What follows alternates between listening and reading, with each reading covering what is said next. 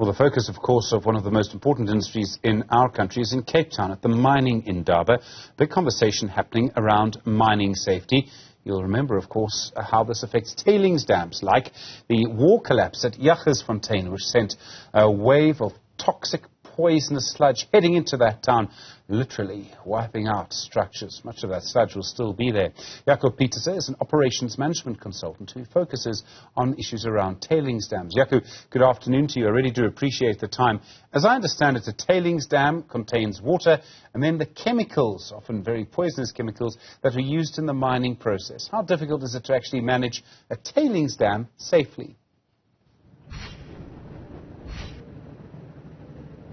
Hi, Stephen, and firstly, thank you for having me. Yes, look, tailing storage facilities is something which is part and parcel of mining operations, and there's large of these installed facilities all across the globe.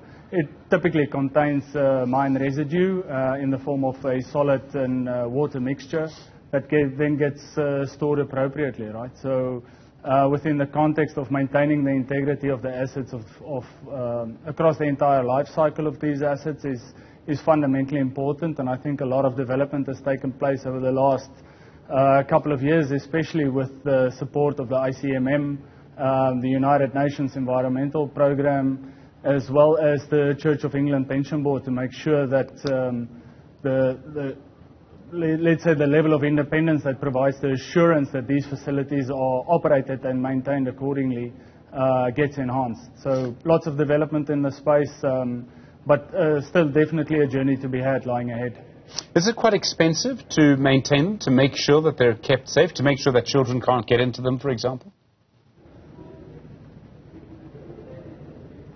Look, I think the general challenge around maintaining security and access control to these facilities is a significant challenge within the South African environment, but it's definitely not something which, from a cost perspective point of view or a percentage of cost contribution, is significant in nature. What we've actually seen as part of the panel discussion that we just finished now is that there is actually significant upside potential from an ESG point of view, making sure that one can unlock value, but that must be done in a safe and a sustainable manner by making sure that, for argument's sake, we adopt the processes and the practice and the standard that ICMM, for example, has spearheaded recently. So from a cost perspective, no, it's not a large cost contributor.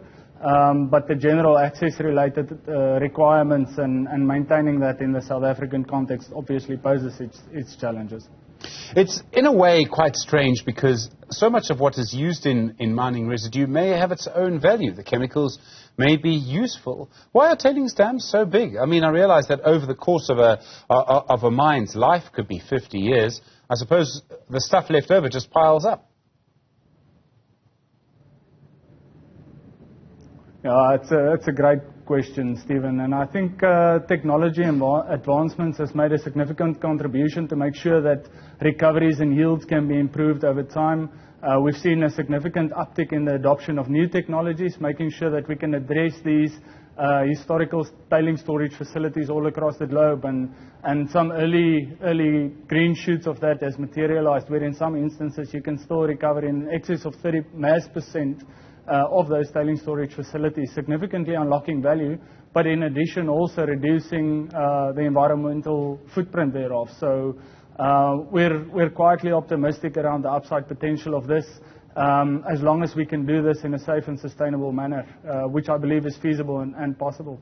The risk, of course, is that what happens at Jagersfontein could happen again. The risk, of course, is that children could get into, a tailings dam and fall into it. A very dangerous thing to do.